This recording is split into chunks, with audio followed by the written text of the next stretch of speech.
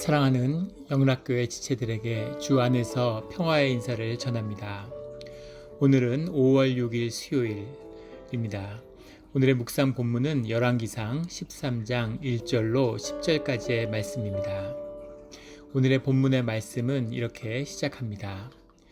보라, 그때 하나님의 사람이 여호와의 말씀으로 말미암아 유다에서부터 베델에 이르니 베델에서 산당을 짓고 그곳에서 우상의 숭배가 행하여질 때에 하나님의 사람이 유다로부터 베델에 이르렀다는 거죠. 하나님의 사람이라고 하는 것은 이쉬, 하, 엘로힘 이런 말이죠. 하나님의 사람은 그 하나님의 소명과 존재에서 하나님께 속한 사람 이런 의미고, 선지자, 나비라고 하는 말은 하나님의 사역을 감당하는 자죠. 하지만 하나님의 사람과 선지자는 같은 뜻으로 쓰였습니다. 하나님의 속한 사람은 하나님의 뜻을 받아 말씀을 선포하는 선지자가 되는 것이죠. 그런데 그 선지자가 베델에서 나오지 않고 유다에서 베델에 이르렀다는 것은 이미 북이스라엘 가운데 하나님의 말씀이 임재가 소멸하고 있음을 이야기합니다. 하나님의 말씀을 대신 전해줄 사람, 귀가 막히고 더 이상 하나님의 말씀을 듣지 않는 여로보암에게 하나님의 뜻을 전하는 거죠. 북이스라엘 사람들에게 여로보암이 행하는 일이 무엇인가 하는 것을 분명히 알리는 겁니다. 이것은 사람들을 설득하거나 사람들을 이해시키려고 하는 것이 아니라 그 의미가 무엇인지, 그 뜻이 무엇인지를 땅을 향하여 주님이 그 뜻을 정하는 것이죠. 그 사명을 받은 한 하나님의 사람이 베델로 향하고 있습니다. 그런데 이 사람이 누구인지, 그 사람이 어느 고을에서 어떻게 난 사람인지 전혀 알 수 없습니다.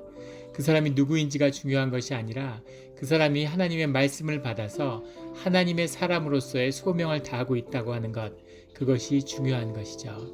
그가 나와서 그 제단에서 하나님을 버리고 우상을 숭배하고 있는 거짓 하나님을 섬기는 그 제단을 향해서 말씀을 선포하고 있는 거죠. 고대 유대인들은, 이스라엘 사람들은 이 제사를 축제로 받아들였습니다. 이 구약과 또 신약을 흐르는 가장 중요한 예배의 참된 의미는 축제고 잔치입니다. 잔치의 비유죠. 예수님도 이 땅에 오셔서 혼인 날의 잔치로, 가나안의 혼인 잔치에서 사역을 시작하시고 마지막에 자기 제자들과, 당신의 제자들과 같이 식사함으로, 잔치로 사역을 마무리하게 되시죠. 그래서 이 제사의 의미는 축제입니다. 근데 그 축제의 정점에서 이 하나님의 사람이 그것을 향해 그 의미를 선포하는 거죠. 그리고 이야기하기를, 다윗의 집에서 요시아라 이름하는 이들이 나으리니 그가 내 위에 분향하는 산당 제사장을 내 위에서 제물로 바칠 것이요 또 사람의 뼈를 내 위에서 사르리라 하셨느니라 하고, 다윗의 집에서 요시아라 이름하는 아들이 태어나는데 그가 분향하는 산당의 제사장을 내 위에서 제물로 바칠 것이다. 예물을 드려서, 송아지를 드려서, 양을 드려서 그 죄를 사하게 되는 것이 아니라 그 제사장이 제물이 될 거라는 거죠. 그리고 그 뼈를 그 위에서 사르게 될 것이다. 이 우상의 제단 가운데 하나님의 이름에 없이 여김을 당하게 하는 그 제사장들은 전부 그 대가를 치르게 된다라는 하나님의 분명한 말씀입니다. 그런데 이 요시아가 누구냐라는 것에 대한 여러 가지 해석이 있습니다. 다윗의 집에서 태어난 요시아가 유다 왕국의 8대 왕이었던 여호야다, 이세벨의 딸이었던 아달랴가 독재를 하면서 자식들을 죽이는데 거기서 살아남아서 성전에 숨어서 제사장들이 6년 동안 키웠던 여호야다의 종교개혁을 지칭하는 것이다 라고 해석하는 사람도 있고, 훨씬 시간이 지나서 후대에 16대 요시야 왕의 종교개혁을 지칭하는 것이다 라고 이해하는 분도 있습니다. 두 사람 다 종교개혁을 했고 실제 그 뼈들을 살아서 그 무덤에 뿌렸죠. 그 사건을 지칭한다 라고 이야기하는 사람도 있는데, 또 요시아라는 말은 여호수아와 같은 말입니다. 그 뜻이 같죠. 이 히브리어의 여호수아가 히라버의 예수가 되는 것입니다. 그래서 이것을 이 모든 종교의 거짓된 종교를 파하고 하나님의 참된 신앙을 회복하는 그런 그리스도의 대망을 이야기한다고도 이해할 수 있겠습니다.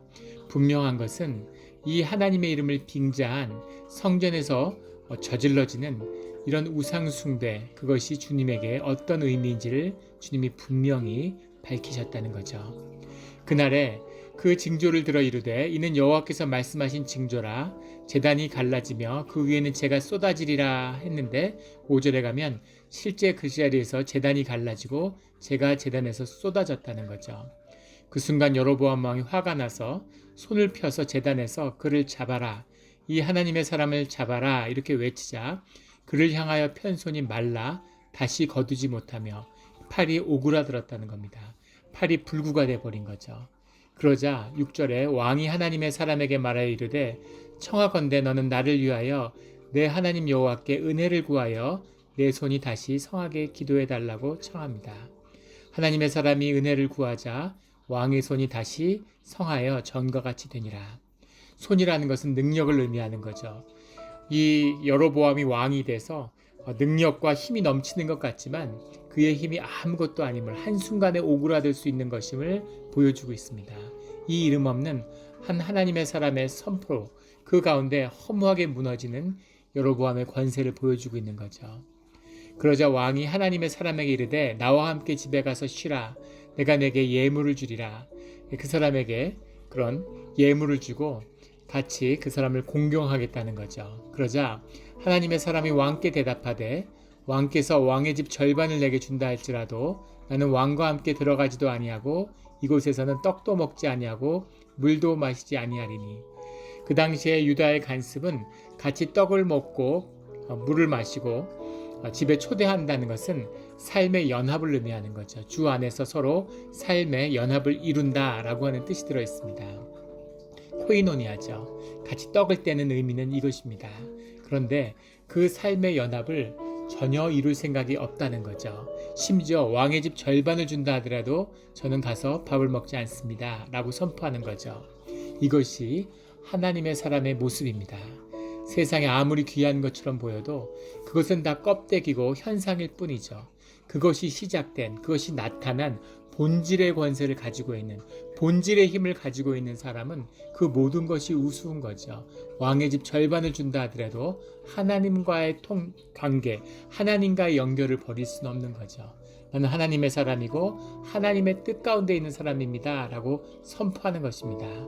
이런 하나님의 사람이 그립고 이런 사람을 주님이 기다리시는 거죠.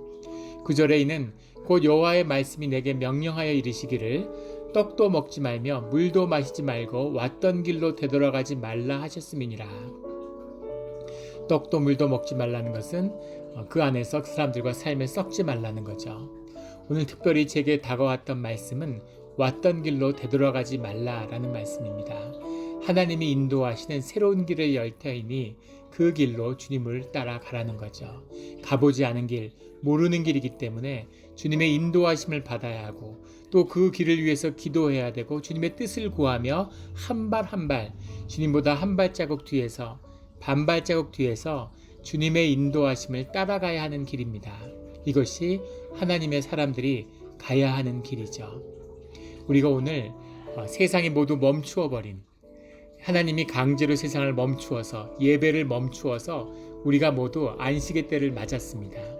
자원하는 심령으로 가진 것은 아니지만 우리가 생활의 이 점점 바삐 돌아가는, 점점 미쳐 돌아가는 삶의 수레바퀴가 멈춰진 거죠.